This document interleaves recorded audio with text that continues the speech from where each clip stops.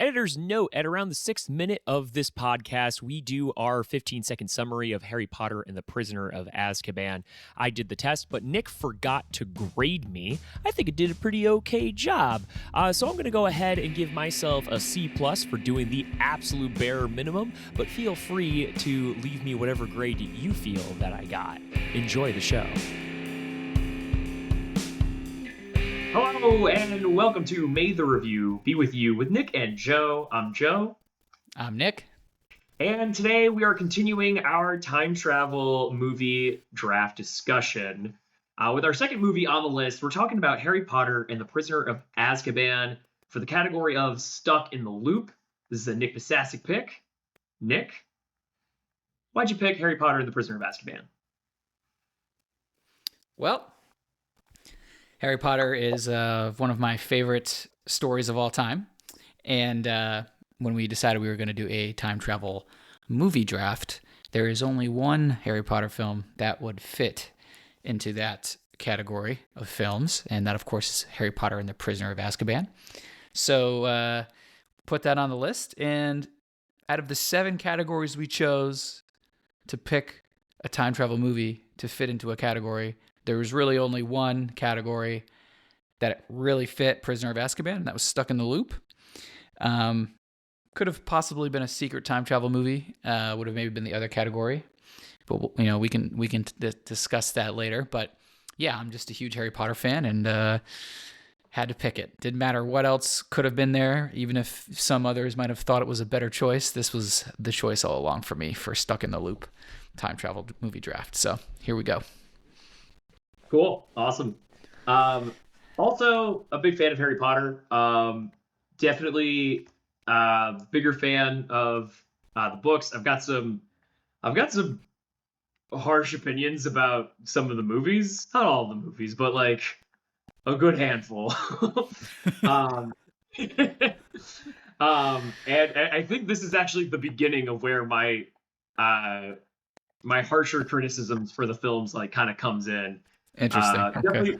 Definitely far from, in my opinion, the worst film. That goes to Half-Blood Prince. I don't even understand why people who've never read the books even like that movie. That blows my mind. Don't get me started. Don't get me started on Half-Blood Prince. The first time I walked out of the theater after seeing that, I was actually mad. I was like, this movie was not okay based on how the books go. I've come around on it as time has gone by because I've come around to accept that you just can't do everything that the books do in 2.5 hours on film. So I've kind of accepted the creative liberties that they took. And by creative liberties, I mean creative liberties to the highest extent.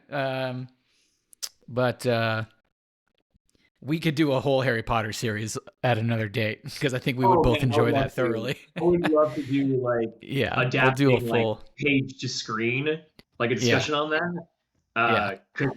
There were some choices made in these films that were not good. Well, that's also the reason I'm excited for the TV series because they can you're instead of 2.5 hours for one book, you're essentially going to get, depending on how long each season is, you'll essentially get anywhere from 7 to 10 hours per book, which that's a lot more accuracy you can put from page to screen. So we'll see how that goes, but.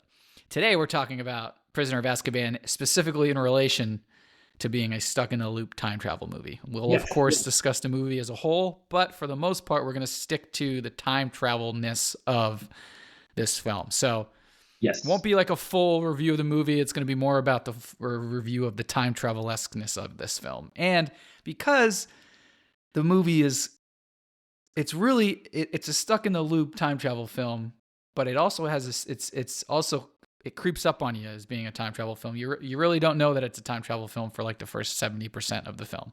So we're not even really going to focus too much on everything at the beginning because we really wanted to really focus on the time travel part. So anyway, to be clear, like, even though I was saying like I do have harsh opinions on like one versus the other as far as film and book goes, like I'm not trying to like review this as an adaptation. I am reviewing this only, I guess, in 2 ways, right? And as you said, it's as it's time travel story goes, and as a film, like that's it. I do have harsh opinions about it as a film, though, so we will get into those. But before we do, it is time for the 15-second summary. Oh yeah, you got to do it this time. Which I'm actually pissed that you get to do this because like I would have loved to do this. This is in like the 15 easiest seconds. one. You're such a dick. Jerk. Sorry, I don't know if I shouldn't use the D word on YouTube. You dropped way harsher language on here. I know, but there's something about the D word that just is just nasty. Yeah, all right. Won't argue with you there. Anyway. All right, so you ready for this 15-second summary of Prisoner of Azkaban? Oh, I'm ready, baby. All right, I'm going to count you down. When I say go, you start. 3, 2, 1, go. Harry begins his third year at Hogwarts, only to find out that a serial killer has escaped Azkaban prison, is on the loose trying to kill him to bring back Lord Voldemort into power. He comes to realize the serial killer is his godfather. Godfather is almost arrested.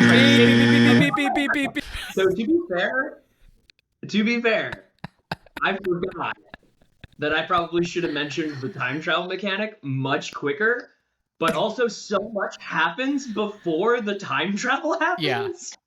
Yeah. I realized it was going to be. Yeah, not an easy 15-second summary. This movie is actually jam-packed with stuff. Like, this is a crazy film. Like, not to mention, like, we start off, you know, obviously with the stuff with Harry at home and like his aunt or is it his aunt technically? His uncle's sister? Yeah, his uncle's sister. So yeah, I guess Marge, right? So it's Aunt Marge. Yeah, I guess it's his Aunt Marge. Yeah.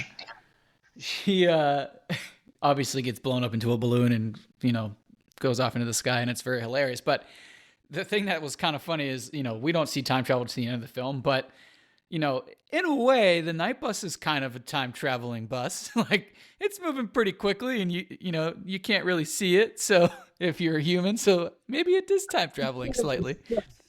Mind your head. The damn pun. The pun that we all needed. Thank you, Joe. Hey, Ernie, what's with the long faces? Love it. But there's so much happens in this film before the time travel part comes up. That's why when you finally realize it's a time travel film, you're like, wait, what the hell's going on? So it's really cool. There are some moments where they try to like kind of give you an idea, right? And it all has to do with Hermione and how she's getting to classes. Hermione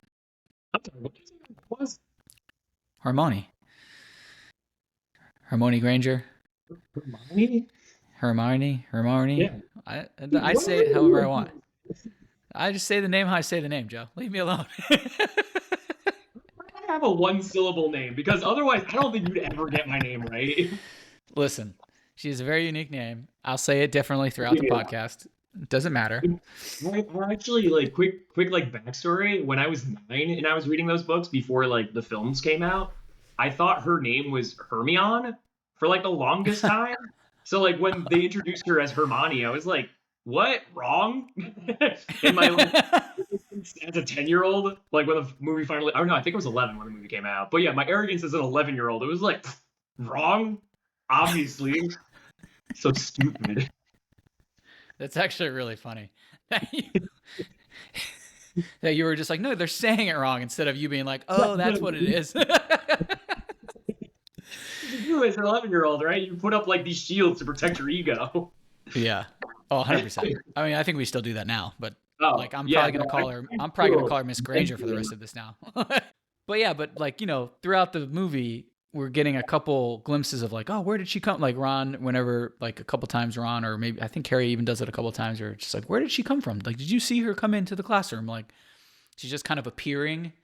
Right. And Harry and Ron didn't notice that she was there earlier, which is like, you know, when you're reading the book or, you know, when you're watching the film, like you kind of look it over, you know, it's not like it's a quick moment, but you're not supposed to think too deeply about it. And then in the moment, and then later in the film, you kind of, oh, that's what was going on in these other like little moments. But yeah, what did you have anything off the top of your head that you want to get into right away? Oh, yes. I'm sorry. We have to talk about the first scene because, like, it is so egregious right off the get-go. Harry's practicing spells in his room, which admittedly it's a funny scene with Uncle Vernon running in and out of the room every time there's a bright light. But Harry's just doing magic, and like we've already established at this point, underage wizards can't do that. And then later at one point, that underage wizards can't do that, but he didn't get in trouble for the light spell in the beginning. I mean, granted, the blowing up your aunt thing without a wand, that was probably more egregious, but still, like, it's not addressed. It's like just stupid, like dumb flaw. Like, it makes me so mad every time I see it. Well, they kind of addressed it. Like, they addressed it in the way of, like, I think it was Ron who was talking to him early on in the film. It's like, oh, you're lucky you weren't expelled or something, or maybe I don't know who said that to him, but someone says that to him. I forget now. But so they like. Well, it's in relation to blowing up Marge, though. It's not in relation to him practicing spells. Yeah. Well, of course, but you got to think about it this way: how many wizards are at Hogwarts? Like, how many? Do we know the number? I don't know the number. We actually do get the number in the books, but definitely not in the films. Okay, well, like, think about that. Like, if you're like, put yourself in the shoes as a young wizard, like when you're like 12 years old, you're gonna really not use it, like even small level magic, like, you know, lighting like Lumos, like getting a light. They're not the Ministry has too much shit to do. They're not.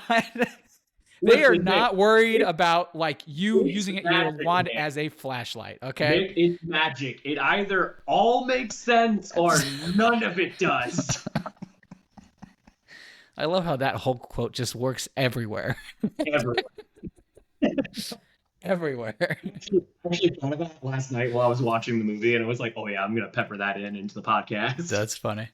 But no, I mean, that's kind of what I like to think, right? It's like, okay, if you're gonna do some little tiny magic, like using your wand as a flashlight, like the Ministry's not going to come calling. But if you're gonna blow up your aunt, like, okay, there's now maybe there's a little bit of a problem. So like in the books, I think they do like address like some of this. That they're like, because like Harry, you know, he made the glass disappear in the first movie and the first book, right? That allows the snake from Bill to escape.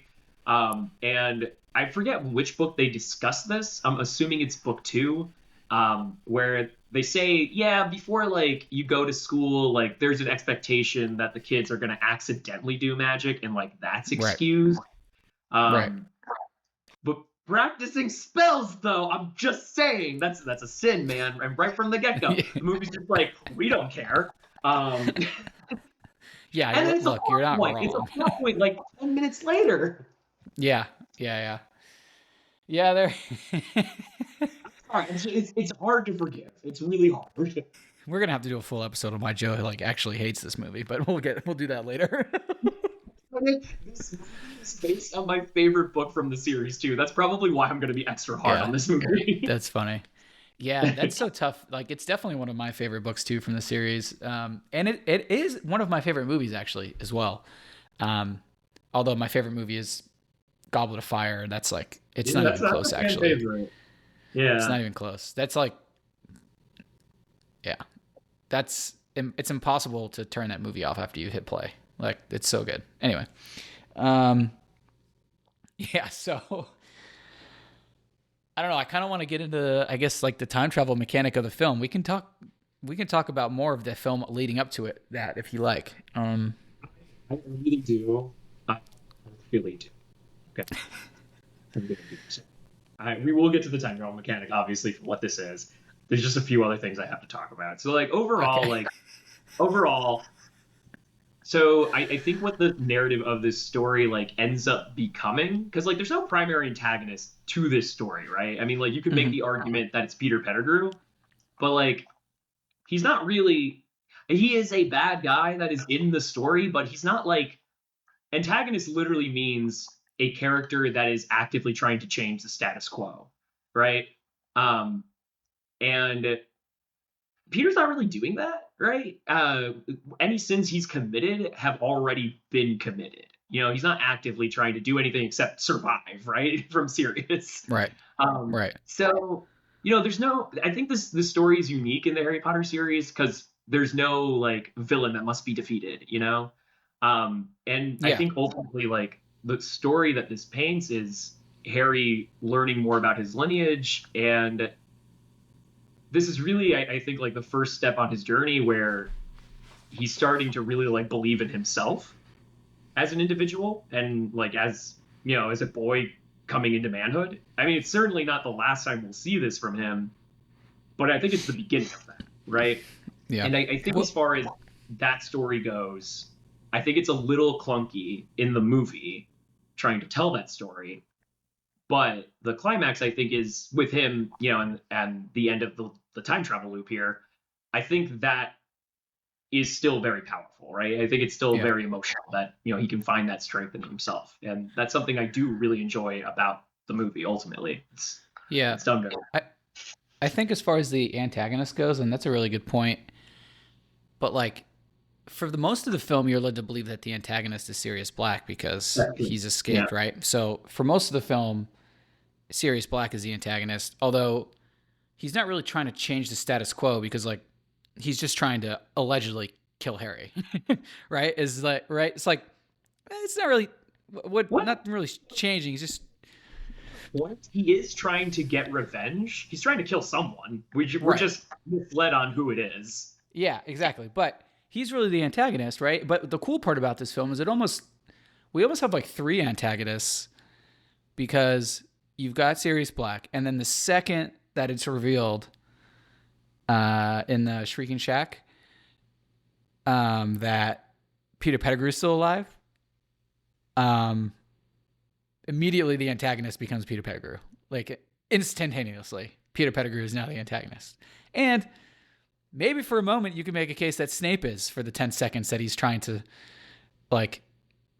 arrest Sirius or, bring Sirius to justice before Harry jinxes him or whatever.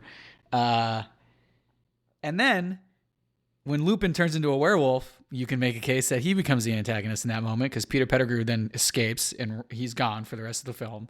But now we've got another problem in that there's a werewolf who doesn't recognize any of the people that he supposedly loves, and he's trying to now battle Sirius, who is protecting Harry and everyone else. So it's a very interesting setup for who the antagonist is for this film because it kind of changes like 3 times in a way. I actually really agree with what you're saying, like Sirius being the primary antagonist. Yeah, he is. He's just, and our protagonist believes that he is the antagonist, right? Right. But there's a lot of misdirection about that. Right. And ultimately, like, I think that is why this story is so interesting. The scene in the Shrieking Shack, I think, is not only one of the best scenes in this particular movie, I think it's one of the best scenes in the entire cinematic universe of Harry Potter. I totally agree. Yeah. There's amazing acting that's going on in this scene. Good.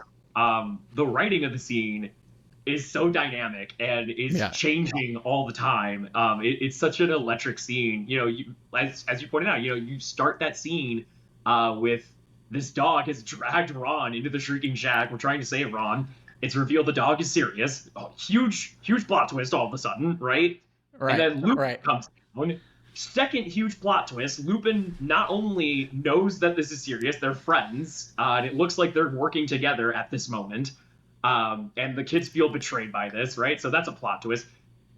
Snape comes down, and Harry blasts him, right? And now the scene has changed again, and Harry has the power in this scene, right? And it just keeps going. And then, the plot twist of Scabbers is Peter Pettigrew. Like, there are 3 different plot twists in the scene. The dynamic and the power of the scene changes like 5 times. Like, it's nuts. Yeah. Insane. It's absolutely nuts. It's a great point about it being one of the best scenes in the whole universe. Absolutely. It's the kind of scene that makes you just like, that scene's so good. I want to watch this whole movie just to get to this scene. It's got that kind of power, right? Like, which I love. Another thing too from this movie that is really cool that is directly related to Lupin and Sirius and Pettigrew is we get the Marauder's map introduction in this film and book. which is one of my favorite pieces of like magical artifacts in the whole universe as well. And that scene earlier in the movie where Lupin confiscates it from Harry, and Harry is telling him that he doesn't think the map is always accurate. And Lupin's like, "What are you talking about?" And he's like, "Oh, earlier I saw someone on this that I believe to be dead, and he was like Peter Pettigrew." And Lupin's just like completely enthralled. He's just like, "That's impossible." And that, on the back end, we don't get to see this, but that obviously changes Lupin's thought process on everything that's happening currently, and probably leads him in Sirius to tracking down Scabbers later on in the film. But such a cool piece of wizarding lore, I guess, the map. Oh, very, very cool. absolutely. It is definitely one of the cooler like magical objects that we ever end up seeing in the entire story. And I do want to say, like, overall, I think that there is a lot to like about this movie. I think that it looks great. The cinematography is wonderful. The performances are great. The effects, both CGI and practical. The Marauders map. The way it opens up, behind the scenes, I remember learning this years ago. That's a practical effect that they employed an actual magician for. When they do Nice. like I solemnly swear I'm up to no good, and it opens up. That was going to cost a lot of money to do with CGI, and they asked a magician like, "Hey, how would you do this?" And he created a practical effect for them. Nice. Really cool.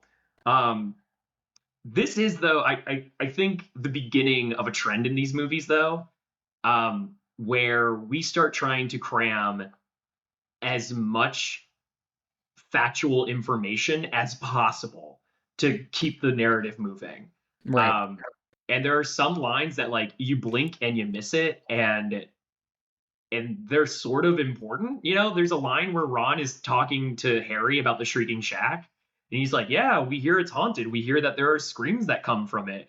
And it's like it's a quote that Ron makes as they're walking upstairs, but like the camera's not on them. Like the camera's like on a group of students. So like it's so easy to miss that he's talking about the shack, and that like you hear someone howling from there. Oh, what's that about?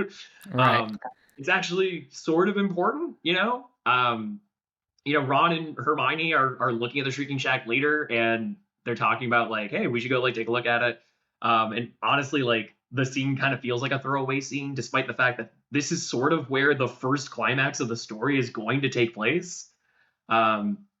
So I don't know. There's a lot of that. There's some weird inconsistencies in the movie, like when Harry's using his invisibility cloak. Sometimes he leaves footprints in the snow. Other times he doesn't. Like Right. It's so weird when they decide not to do stuff like that.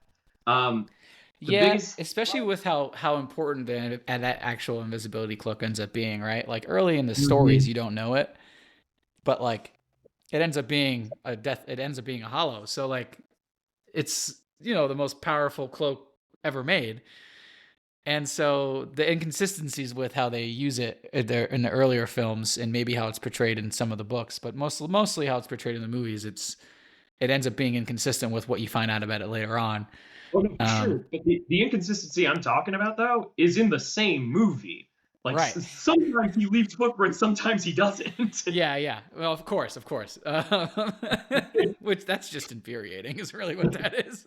I think ultimately, though, one of my biggest problems with this movie is a mystery that they lay out in the very beginning, and it doesn't bother answering. I mean, we know the answer from reading the books, and honestly, I guess if you watched the movie enough times, maybe you could create the answer on your own. But the question that the movie lays down when Harry's on the night bus is, how did Sirius Black escape Azkaban? He's the first person to do it.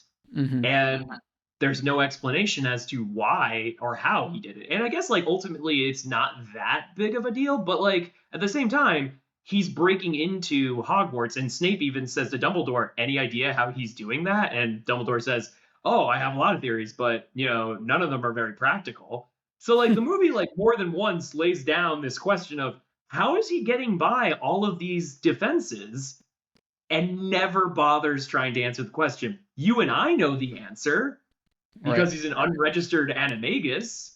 Right. The word animagus is used once in this movie. Right. Yeah, they don't explain it. Yeah. We don't explain it at all. The only times we even hear about an animagus or see it throughout the other films is with Professor McGonagall, I think, in the first two movies, right? We get like her transforming back and forth between a cat, but we don't get her really. Yeah, but we don't get like a conversation about. We don't learn about really what it is, right? And in the book, you do learn about it so that you're prepared to understand it later when you read. And that it's so rare too, right? Because I think by the time book 3 is happening, I think we learned that. I might be totally wrong on this. For someone fact check me on this. I'm pretty sure in book 3 there is a reference to how many registered animaguses there are. And I don't know why. I want to say it's 19. I'm not sure. It's a low number. That feels really low. Screaming in my head is 19. Yeah, that feels extremely low. We'll have to. It's probably someone. Well, it's on YouTube. It's probably wrong. We'll have to. Yeah, we'll just let YouTube fact check you on that one. That'll be good. Please fact check Joe on this. We might be too low. We're too lazy to look. Please fact check. Fact check us. The point being, that's a huge plot point, right? The registered animations. Yeah. Yeah, they just don't bother with it. I really wish they would have, with the Marauders map, like I really wish they would have given us more lore behind that, because one of my favorite parts of the book is like the story about how that map was created and the fact that it was Lupin and Sirius and Peter Pettigrew and Harry's father, and like how they were best friends and they all created this map and they all had like nicknames for each other, and it's just like they never talk about it in the movies at all, and it's so sad because it's such a cool thing in the book to find out. Yeah, like no, like right. It's just never discussed that in that regard. So that's disappointing as well. But yeah. Now I'm trying to think of other things. Another thing that now that we're talking about things that bother us about the Prisoner of Azkaban before we get to the time travel part. Thank you, Joe. The other thing, and this has to do with the invisibility cloak, when they're in the I think is it Honeydukes? Is that where they are? Yeah, Madame Roberta's. When they're at Madame Roberta's, and they're it's McGonagall, Roberta, and Fudge upstairs in their room, and like Harry follows them in because he overhears them saying like talking about Sirius. He's got his invisibility cloak on, but he opens the door that all of them like clearly see him open. And they just choose to ignore that, like the door just opens automatically on its own, even though they're all wizards. Like, okay, it's just doors just open by themselves in the wizarding world, no big deal. And then he sits there for the conversation, and then he storms out, which means he opens the door again, and like no one fucking comes after him or like decides that was weird, and like they were just talking about something that no one should have overheard, and they don't decide to check. I'm like, come on, what are we doing? That bothers me too. That part bothers me. Always bothers me. Invisibility spells exist. They're just like, doors just open sometimes. It's fine. But I mean, in relation to the invisibility cloak, it makes sense if they can't, maybe the spell doesn't work on it because of how important and how powerful this invisibility cloak is. But they should be questioning why this door is open twice in the last 5 minutes. Right. And that's a movie question, right? Right. So if the movie does not lay down the groundwork as to why Harry is not being detected, that's a movie problem, right? So right. Also, like another quick thing about that scene, I don't understand. And if there's a book explanation for this, I'm sure there is. There are plenty of inconsistencies in the books, but like usually as far as like plot goes, like there aren't as many as like the movies create. So I don't remember if this is weird or not in the books, or even if this is how it goes down in Prisoner of Azkaban in the book.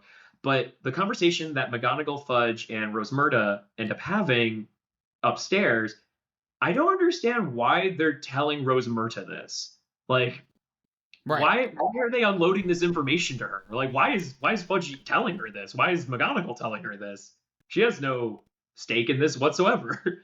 Well, I think it's because Sirius has been seen hiding out in oh my gosh, where the hell are they? Hogsmeade. Yep. Sorry. Jesus, my goodness gracious. I kept thinking, I could not get the Diagon Alley out of my head. I could not get Diagon Alley out of my head. I'm like, what is the other one? Can you tattoo really quick on your arm? There it is. Don't forget. That's the Harry Potter here. I'm under so much pressure right now to like perform correctly during this episode. This is terrible for me. Anyway, but it's because like he was seen in Hogsmeade and she's like a shop owner or whatever. So I think that they were in a residence. So that's probably why they were telling her. But it still feels weird. It still doesn't. It's not quite right. It's a lot of like personal information that they're giving her. You know? Yeah. Like that doesn't make. It's like okay, like leave Harry out of this. All right. Like, but you know, for the plot of the movie, we needed Harry to find out that detail on it, like on his own in some dramatic way, and so that was the solve, I guess. But could have been better. It works for Harry. There's a lot, as you pointed out, there's a lot of issues with that scene in general. Right. But you know, Harry gets the exposition, and that's important. I will say, like, even though I think this movie like has like so many weird inconsistencies and weird choices in general, not even like inconsistencies from the book. I'm really not trying to grade it on that. I'm just trying to grade it as a film. Oh, I do want to go back to the cinematography really quick, because there are so many different shots in this movie that are incredible. Yeah. And I think that is like one of the reasons why I can forgive this movie so much is A, the performances, and B, like it just looks great.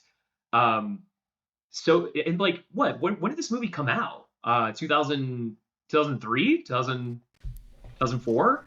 And it still looks wonderful. The scene where Buckbeak and Harry are flying across the lake is magnificent. It is magic. It looks magic. It does. 2004. I just looked it up to double check. 2004. Yeah, the cinematography holds up. It's fantastic. It's fantastic. Mm-hmm. You're absolutely right about that. Yeah, that the scene with him and Buckbeak is really cool. And that's another thing we get in this film. We get Buckbeak. Like this film is like super important. Can we talk about Buckbeak really quick? Buckbeak looks great in this movie. Even 20 years later, he looks great. 20 years later. Yeah. It really brings up the question on like where did CGI go wrong? Because there's been so many films recently where it's just too much, you know, and they've like studios. It feels like it's just started to rely on CGI way too much. That includes like Marvel, DC especially. Flash, worst thing I've ever seen in my life. Like, you know, stuff like that. Like they're relying on it like way too much, because if you go back 20 years, like there's some really cool CGI and some really awesome cinematography that have been blended together that have still hold up today in a really good way. And it just makes you question everything happening in some of the studios right now with the CGI overload. It's like, the perfect example is, if we're staying in fantasy, the perfect example is Lord of the Rings and The Hobbit, right? Oh God, yeah. Lord of the Rings came out before The Hobbit and still looks infinitely better than The Hobbit does. Yeah. And that's because they shot on location. They had a good combination of practical effects. Whereas The Hobbit relied a lot on CGI, a lot more. And it does not look so good. Right. Yeah, that's a great point about those two. That's excellent. Yeah, it's insane. So who knows? Maybe this is our plea to studios. Go back to practical effects, please. Just partly. Please. Oh, Nick, you're gonna love this. So this will be a good segue into time travel. Great. I don't know if you caught this or not, but there is a shot that is made. Alfonso Cuarón is the director of this movie. It's the first movie it's directed not by Christopher Columbus. And there's a whole discussion to be had there, but this man makes good choices in his cinematographers and in what he wants to see displayed on screen. And one of my favorite shots of the whole movie is when Harry is walking down a spiral staircase, giving us a nice little foreshadow of the loop that we will be in later in the movie. And it really reminded me of the movie we just previously reviewed, from my favorite shot from that movie, 12 Monkeys, when the same thing's going on, where Brad Pitt and Bruce Willis are running down this spiral staircase to symbolize the loop that Bruce Willis is stuck in, right? It almost made me wonder if Alfonso was referencing that movie. Because I mean, they would have that 1994 is when 1994 no 1990 yeah 1994 is when that movie came out. 95, I think it was 95 95. Yeah. 95 is when that movie came out. Terry Gilliam is a British director. Granted, Alfonso's Mexican, but like, they probably would have been referencing a lot of different like time travel stuff. And why not look at British cinematography since we're working with a bunch of British actors? I don't know. That's my headcanon, that's a reference to 12 Monkeys. Well, Joe's just making shit up now. I mean, maybe it's possible, but it's just, I mean, come on. Your fascination with spiral staircases, next level. It's next level. I'm a sucker for it, apparently. It's an Achilles heel. It's such a beautiful. We'll just have to build you a spiral staircase in your house, even though you don't need a staircase. But we do like a boomerang for Instagram where I'm just running up and down, stuck in the loop. My goodness, that's hilarious that you. I didn't even notice the spiral staircase. Like of course, only something you would notice. Well, to be fair, so like, that's not the only reference of time travel, like in just cinematography that we get throughout the film. It's one of them, but like he goes out of his way. He being Alfonso goes out of his way to like really show us in a number of different places clocks that are working. Like there's the giant pendulum that's swinging at one of the gates that we always see. The moment where we fly through a clock with a bunch of gears that are going, right? It's almost like, or it's not almost like, it is like he's trying to keep the idea of time present in the viewer's mind, which like as a director, that's a really good choice. I will applaud him for that. That was good. Nice. Yeah, that's a great call out. Yeah, great segue into the time travel portion of this film, right? Like, it's our stuck in the loop. It's my pick for stuck in the loop, which essentially that category just means that you end where you began, right? If we want to put it simply. But it could have been a secret time travel film because this time travel it's like the last 40 minutes of the film where you're like, we are time traveling out of nowhere. We're like, all of a sudden we are in a time travel loop. Like, what is happening? But alas, we are going to discuss it in this stuck in the loop realm. And this picks up after the first scene with in the Shrieking Shack, right? We were discussing this earlier where we find out that Peter Pettigrew's alive and it's Scabbers, and then all the truth about Sirius comes out, and everyone like Snape gets blasted, and they are leaving the Shrieking Shack all together, and then all hell breaks loose because Lupin turns into a werewolf, and then Sirius turns into the dog to try to protect everyone, and then basically like they scatter and battle, and then Ron ends up in the hospital wing, and Sirius gets captured, and nobody knows the truth except for Lupin and Dumbledore, and Snape probably doesn't even know the full truth because he was knocked out for the truth-telling part of the story, and so he's not on their side, which doesn't help. And so it's only Harry and Hermione that know the truth, and they tell Dumbledore in the hospital wing, and Dumbledore's essentially just like, well, I believe you, but no one else is going to. And in this moment, Dumbledore hears the clock tower ring at the top of the hour, and he gets the idea, and he essentially goes on this rant about how like more than one life can be saved tonight, and you know the rules of time travel, Miss Granger, you must not be seen by anyone. And then like right before he walks out, like he's like ranting to her and she's listening, and Harry's just like, what the hell is going on right now? And he walks towards the hospital wing double doors and opens the door and like turns around and basically says, or he tells her, or before that he tells her 3 clicks should do the trick. And then before he leaves the room, he says, make sure you're back before the last, click of the top of the hour, basically. And then he just like walks out of the room, and everyone's confused as heck except for Hermione. She's like knows exactly what to do, obviously, and she's like, and then she explains that like how she's been getting to her classes all year, which is with this time turner that McGonagall gave her first term, and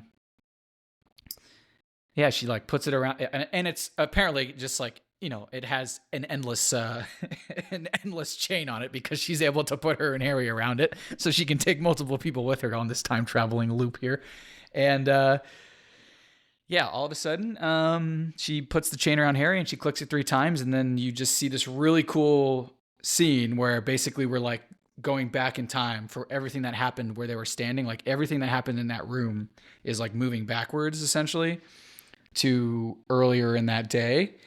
And it picks off, and then we basically like time travel backwards to earlier in the film. And now we're about to like follow Harry and Hermione, and watch themselves go through their day. Anyway, you go. Help me out. How was that? Jesus. You described how the time travel happens, right? I wanted. So Nick, like I said earlier, I wanted to be harsh on this movie. Right. I wanted to. I wanted to examine this movie as critically as I could. And as a film, I think it is flawed. When the time travel came up, I was like, oh, I'm gonna rip the time travel in this movie apart. I will say though, after actually like, I made a diagram for myself for this movie.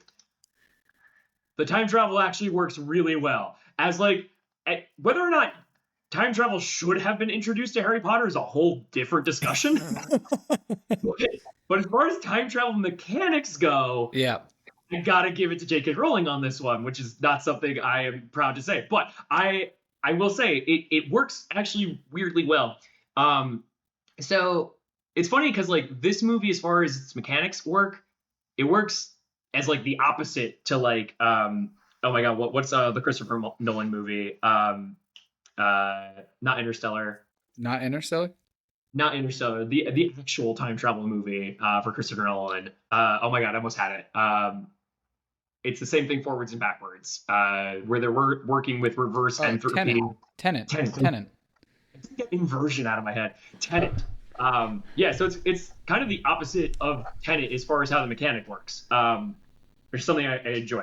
All right. So as far as time travel in this movie goes, we get 2 rules, right? Right. The first is Dumbledore explains three turns should be necessary, and what he's saying is for every turn is 1 hour, right? So that's our first rule, is 1 turn per hour. Okay. The second is don't interact with yourself, right?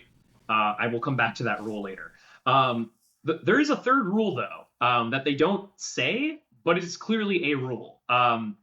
You travel back in time, but you do not travel in space. So wherever it is that you want to be, like as far as like the reversing of time goes, like put yourself geographically where you need to be, right? And I'm going to come back to why that's important later and why I think that this mechanic actually works weirdly well.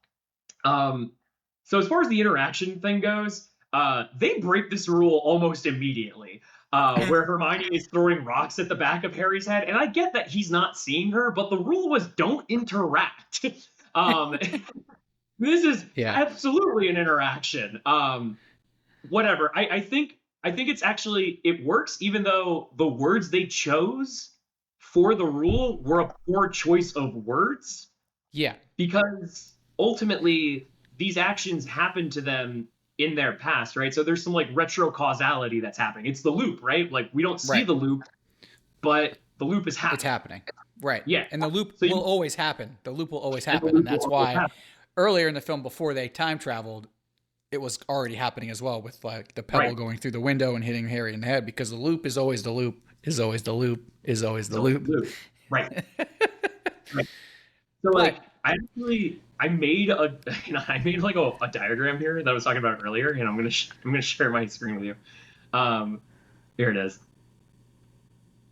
Okay, so this is very crude, but okay. So this is not in reference to the climax of the movie where they time travel together. This is just in reference to Hermione doing her classes. Okay, so this is Hermione, and this is like classroom 1 where she's studying something that's not. Let's say this is her studying runes, right? Classroom 1 is runes. Classroom 2 is divination, where she pops in later, right? So Okay. like divination is going on with Harry and Ron. Hermione's over here in rooms, right? And class goes on. 1 hour goes by, presumably, and then class is over, right? So is divination. Well, she travels to the future, or I guess like her present of divination. She uses the time turner and she cycles back into that room, right? So now she's in two places at the same time, but geographically speaking, she is not. She Right. pops back into the room. Class proceeds. Presumably, this line is a hard out. Let's say this line is when class actually ends. She makes sure that as soon as class ends here, she is out of the room. Therefore, the version of her that was in classroom 1 can pop into classroom 2 and then begin the loop, right? Without seeing her. Without seeing her. Without seeing her, right? So Because that actually when works super well. right, and that's the other thing too. When you're talking about they say you must not interact with anyone. It's not necessarily like the pebble throwing through the window and hitting Harry in the head is technically an interaction, but it's not a direct interaction in a face to face where you're seeing yourself, right? Because she says that to him when he wants to just run in there and talk about Sirius or grab Pettigrew, or Scabbers in that case, who's in Ron's hand, and Hermione's like, you can't do that, like you. Crazy things happen to wizards who meddle with time travel, Harry. So she establishes the rule again in that really early on when they've traveled back in time that like you cannot see yourself. You will go mad. Basically, you will like absolutely go crazy. So, like that does happen, right? I mean, granted, like Harry doesn't get a full look at himself at his future self, right? right. Because like his soul is being eaten, but like he does see himself, and he does say something that's actually kind of insane. He says, "It was my dad," right? Right. I think like the reason why it doesn't break his brain is because like he can't fully see himself, right? But like he does Right. end up saying something actually crazy. Um, so in a way, Hermione was right. He just didn't get the full impact because he couldn't fully see himself, right? Right. At least that's Yeah. what I'm sticking. With. That So works. I think as far as the mechanic works, I think the mechanic actually works super well. There It is does. one flaw, though. There's one flaw, and it's not necessarily that big of a deal, but like, okay, so when Harry and Hermione do the time turner, right? They end up back in the tower or the hospital wing, Yeah. right? I was waiting for this too. This is what I was going to bring up. Yep. Oh, maybe we're talking about something different. I'm interested to hear what you're going to say. But presumably, she doesn't know who's going to be in the hospital wing at that time, right? It's empty. Yep. 100%. Yep. Yeah. 100%. So they This is just what this is the. Yep. Go ahead. I so totally they agree with you. they just pop into the hospital wing. No harm, no foul. No one's there. Right. But Hermione throughout the film keeps popping into the classrooms because she's using the time turner when she's in an empty classroom to go back in time. Presumably she has an assigned seat, so she's not going to, pop into somebody, right? Right. So she sits in her assigned seat, she does the time travel, and then she just pops into that reality. Ron is usually the first person to notice. Granted, he doesn't see her ever pop in. But presumably someone sitting behind her definitely sees her pop in, and just nobody else says anything. Like, Right. granted, I'm sure weird shit like this in Hogwarts happens all the time, but like nobody has an exclamation like, "Oh shit!" Like, you know how jarring that would be? Yeah, that's a great. It's almost the thing that I was worried about. You took it a step further, but for me, it was more about like, it's just really lucky that no one was in the hospital 3 hours earlier. Like they didn't run into anyone at all, like leaving it either. It was just totally convenient, basically. That's the only thing I was thinking of, but that is also a very good point. I imagine she's able to pop in maybe right before before most people get into the class. Well, no, I guess that's true. That's not true because she's literally popping in like Ron's pointing out like, where did you come from? So she wasn't there first, basically. So she really is popping in like in real time, basically. There's some of these classrooms like just being started, so that's interesting. But it does. As far as like, does the movie establish a time travel rules? Yes. Does it stick to its time travel rules that it established? Yeah, pretty much.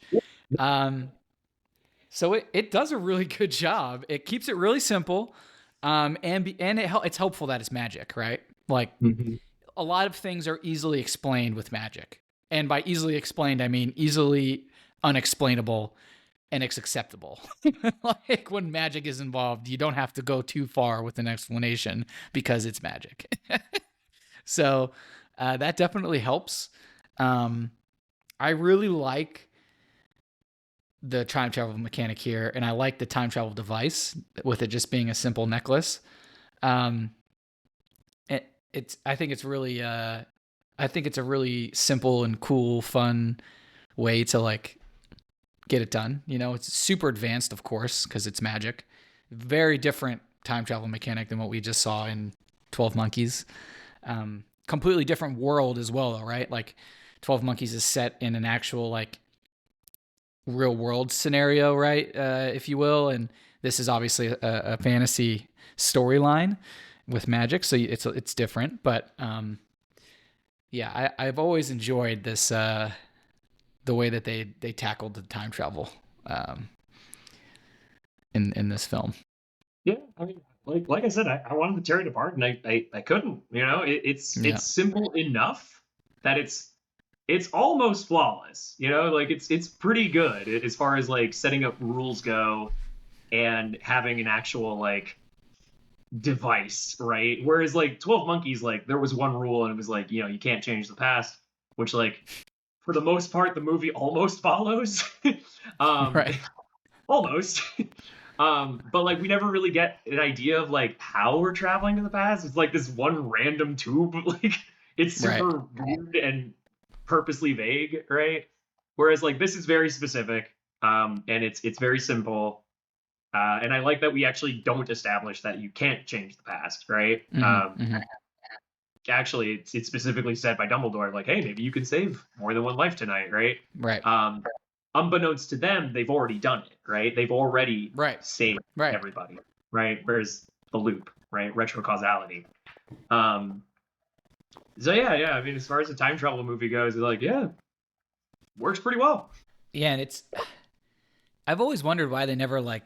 I mean, granted, it's a story, and you know, you move on with the story after, right? But it's such a cool device, you know, the time turner, that it's almost a shame that J.K. Rowling never brought it back in other parts. No. You know, like, so there are interviews where I looked this up, right? And she says she doesn't regret ever creating the time turner and like how it worked in Azkaban, because like she worked really hard to like make sure like this isn't going to like solve all their problems, right? But when the book was over, she was like, this does create problems. Because like, you could just use this for everything. right. And she's like, yeah, I don't regret introducing it, but like I had to create a reason for like why they can't ever use this again. And actually, there's a lot more to like if you're ever interested in looking up Harry Potter lore and the time turners. There's a lot more that she introduces. I'm not sure if this is in the books. I don't think it is. I think this is stuff that she put on her website on Pottermore, that you can research more into. I love that Joe just dropped a Pottermore reference because it's called Wizarding World now. That's fantastic. Hey, back in the day. Back in the day. The OGs. Well, no. I didn't want to be, though. But yeah, there's this whole thing about like who created the time turners, and you know, it was a group of wizards and witches known as like the Unspeakables, and like they were experimenting with like different forbidden magic such as time, and there's a whole big story about how the time turners like come to be. It's pretty cool if you're ever curious. It's a fun way to waste 15-20 minutes. I think ultimately, even though I agree, I think in this story it is a really fun way for Harry to explore his own prowess, like his own powers, his own courage, his own like, you know, first steps into manhood, right? I think that's a really fun way to do it, especially with the whole confusion about his dad and like finding out more about his dad. I think exploring time is a great way to do that, right? ultimately, I think the idea that these exist really hurts the Harry Potter franchise. Because like, man, so many things can really just be fixed with these things. It's so Yeah. bad that she creates a reason for why they don't exist anymore by the end of the fifth book, right? Where they accidentally explode all the time turners in the Department of Mysteries. Um, although there is that really great moment where the Death Eater falls into the hummingbird that's stuck in a loop, where it's like it's an egg, that's a hummingbird, it's an egg, it's a hummingbird, and the Death Eater falls into that, and his head turns into a baby. That's awesome. I love that. It's super freaky. Um, but yeah, it shouldn't exist. time travel Time travel is around for too long. It creates way too many problems and holes in your story. Yeah, but it is fun. It was a part of this story, and like we said, did super well. Stuck to its own rules. Is there anything else that sticks out to you about this? The time travel portion of this? I'm trying to think if there's anything else. I think it's again with the cool things that we get in this movie. You know, we learn that about Harry's like wizarding prowess, right? He produces a full-fledged Patronus for the first time in this film, and it's like a really big deal moving forward. Also, you know, it's like this is like it's like the really important for me. This book and this is like the turning point in the franchise, and in like for these characters, this third book and third movie is really like a huge turning point in the whole story overall. And there's so many things introduced that are just important for later. Anyway, it's my. Yeah, I totally agree. I think the reason why, like, him doing what he does, right, with the Patronus and saving himself, and thwarting off what is it, like 50 or 100 Dementors, some absurd amount of Dementors, right? It's ridiculous about. It's the first like big magical feat he actually pulls off in this story of becoming a wizard, right? Because like the first two books, like he conquers the antagonist and gets through the climax with courage, which that shouldn't make it any less, right? But like as far as like becoming a great wizard, this is the first time like we see him actually step into that role, right? And even though I think you can make the argument that his first big connection to his parents is probably through Quidditch, right? And learning that his dad was a great seeker and he's a great seeker. I mean, I think this is really like the first story that like really like cements that connection, right? Where like he thought he saw his dad, and like Lupin even says like you're so much more like your parents than you even realize or than you'll even ever understand. To the point where Harry sees himself and just assumes it's his dad, right? Right. That great wizard is doing this great thing, and he can't see that it's him, right? Like that's I get goosebumps thinking about that. That's beautiful. I love that. For as flawed as this movie is. Yeah, that's a great point though. About this is the first one where he really uses his wizarding skills to conquer the end of the film, which is really cool. Yeah, I don't. That's from a time travel perspective. I think I've covered everything that I was thinking of.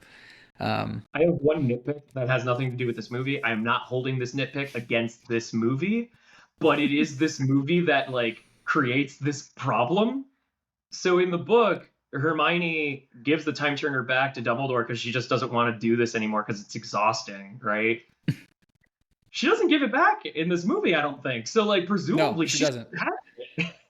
Right. That's why earlier I said, like, why don't they use it again? Because like in the movies, we don't get an explanation for what happened to the time turner and why they never use it again. Like, and it's another issue. It's like, and just like you said at the beginning of the film, like we don't cover this animagus stuff. We don't get the answer for how like Sirius breaks out of Azkaban. I mean, like if you really think about it, like the answer is, oh, he can turn into a dog. But like to really know, you kind of have to have read the books. And then from the time turner perspective, you also would have had to have read the books. because like from a movie, just a pure movie perspective, it's like, what happened to this thing? Like, why is it never coming back? Like, so Like, it's very Harry has the invisibility cloak. Hermione's got the time turner. Together, they're the Avengers. They can do anything. right. You know, there's no problem they can't solve. Together, they're the Avengers. That's freaking great. I mean, like they Yeah. can fix everything together.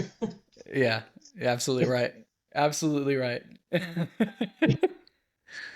Oh my goodness. The time turner is a secret hollow that no one ever knew about.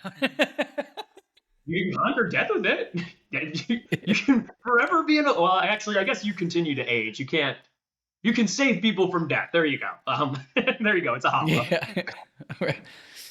Oh, man. I get the other cool part. The other cool part at the very end, right when they've accomplished their goal of going back in time and saving Sirius and Buckbeak, and they're running back before the end of the clock's last tick, and they run into Dumbledore. You know, like they break the rule at the end, right? Like at the very end, it's like don't interact with anyone. Like they literally just like Dumbledore told them to time travel 2 seconds before, walks out of the hospital wing, and the first thing they do is, "We did it, Professor, we did it." And he's like, "Did what? Good night." Yeah. Like acting like he doesn't even know what they're talking about. You know, it's so ridiculous. That's a fun little part at the end there.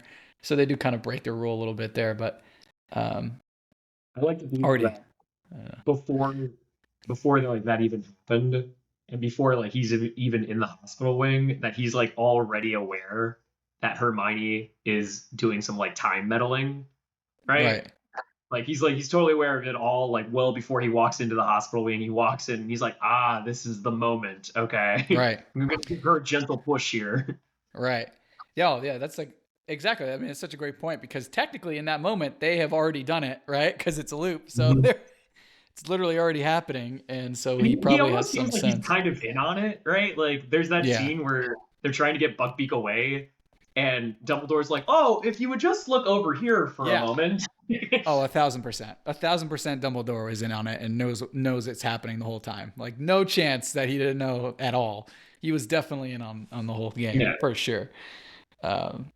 Which is really cool when you really think about it. It makes him more mysterious, right? Like, I like that there's no explanation for that, right? Like, right. I agree. We don't need everything answered. Dumbledore is a mysterious person who's smarter than you can understand. It's got to be really cool to be the one giving the instructions like to them in the hospital wing, and then finding out literally 3 seconds later when you walk out of the doors that it was accomplished. Like for him, it's just 3 seconds, job's done. Oh yeah. He's walking away from that like, man, I'm so smart. Like pat himself on the back. He's like, beautiful, beautiful. Yeah, he's gonna go pour himself a drink while they all just like do this endless loop with themselves. Very cool. Like as far as loops go, there's a definitive end to the loop, right? Like like there's a loop that happens, and then like you can see exactly where the cutoff is, right? And then like you're out of the loop, and you start the loop, you're out of the loop, right? That's cool. Many movies that does not happen. You don't get a nice clean breakaway there, or many. And I think that's what. Yeah, I think it's one of the reasons it works so well, right? We just get that clean. We get a clean beginning and end for this time travel portion. So, let's. Should we grade? Should we do the grades? Yeah, let's do scores.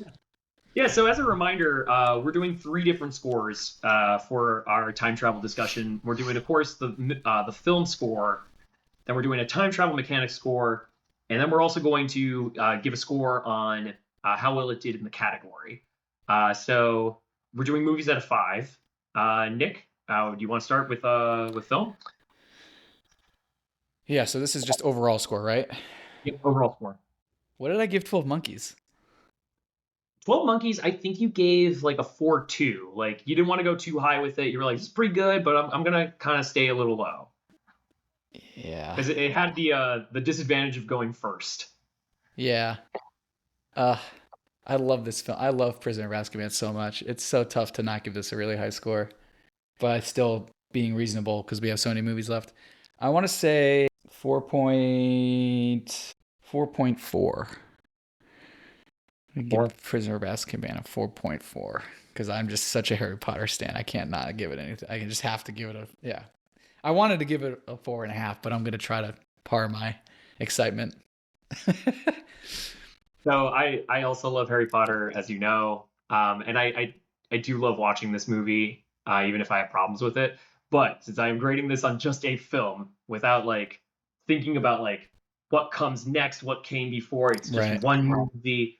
I'm actually gonna go a little lower. I'm gonna give this like a 3.3 as far as a movie goes. I think it's yeah, I think it's like it's all right. Honestly, like this is the beginning for me where if you were not a Harry Potter like stan, if you weren't reading the books, this is the beginning of I don't get why you like this movie. Like I was even talking to Anne about it, and she's like, "Yeah, I don't get the whole Sirius Black thing." And I was like, "Oh, what do we get about it?" And she's like, "Yeah, so like, why is he in prison? Like, I don't get it." And I was like, "All right, this is actually a good example of if you couldn't understand that from just the movie." And to be fair, I actually think the movie doesn't do a bad job of explaining this. Right. There's so much the movie throws at you, right? Yeah. This is a good point about the Harry Potter series. Yeah. Yeah. This is a good point about the Harry Potter series. If you don't read the books, by the fourth movie, you're absolutely lost. Like there is no hope for what's going on in some instances because of how much detail that is just not able to be translated to 2.5 hours on film. So that is a good gripe as far as the movies go. So and honestly, it's a respectable score. I cannot get it. I have to get like it just yeah. Anyway, I will be more fair. I will be more fair on time. I will be more fair on time travel mechanic. Like this is we're doing these out of 5, right? So yeah. Now, to be fair, this one does a really good job. I think it does. It establishes its own rules, and it follows its own rules for the most part in a productive way. It definitely does those two things. So, I think from like a time travel mechanic perspective, it's pretty up there. I think 4.5 for me on time travel mechanic. Yeah, it really does a good job. It's within itself, which is important.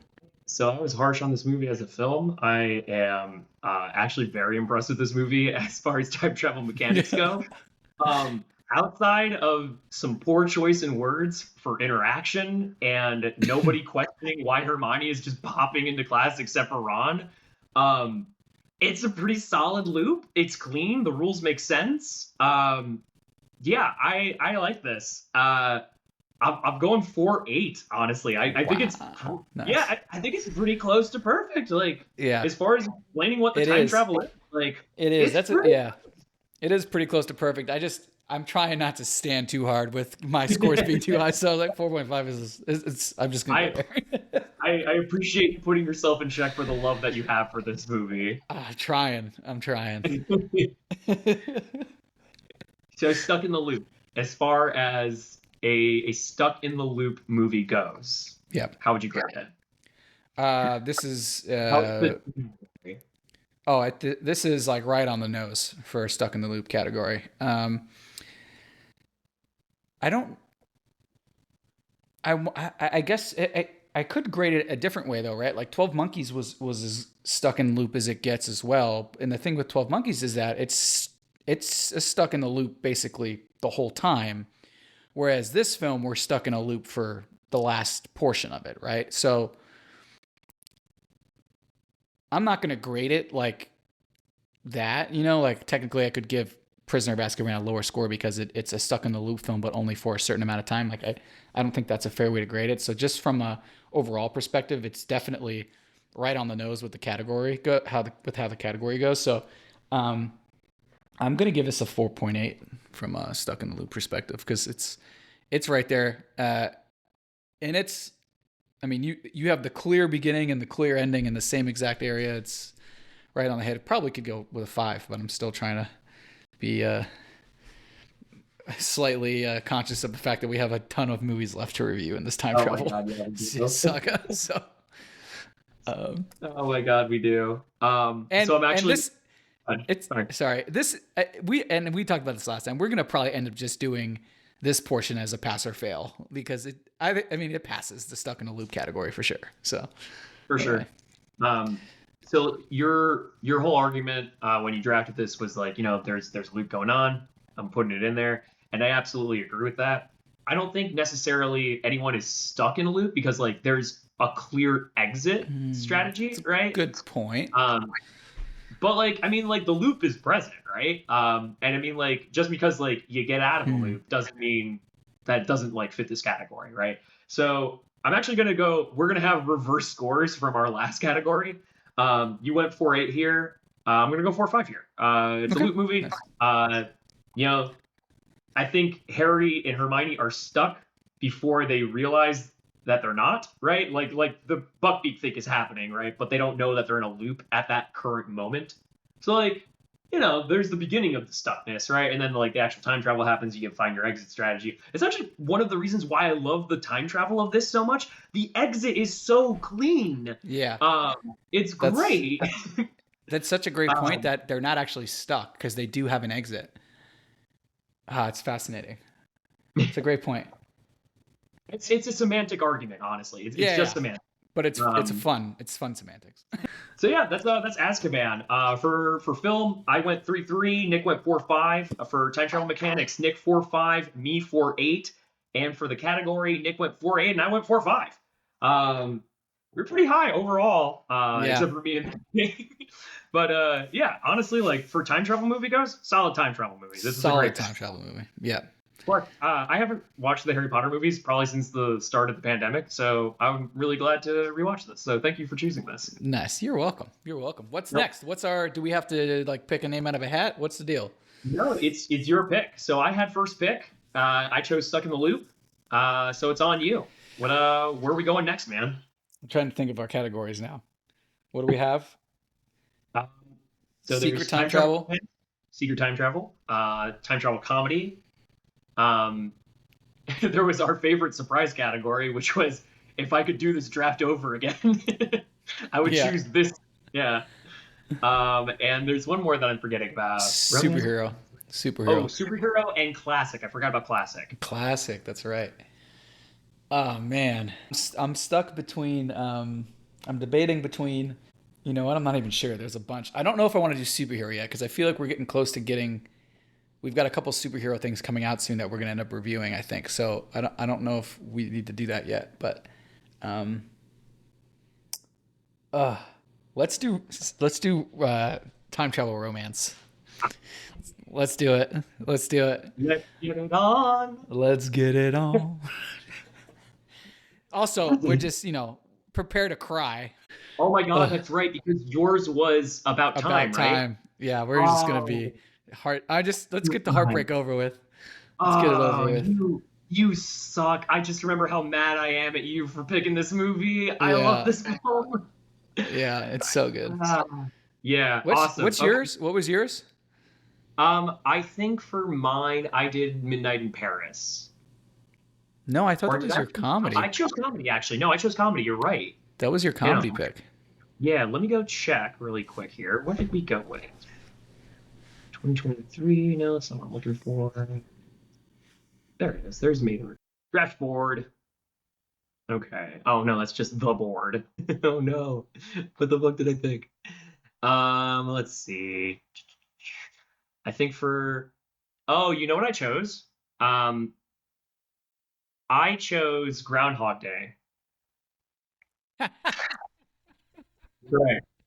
That's right. All right. Yeah. Which one do we do first though? Do we do mine first? We do yours first because I got to pick the last category and we went with my movie first. So we are leading with About Time next time on May the Review Be With You. But until then, may the review be with you. Peace.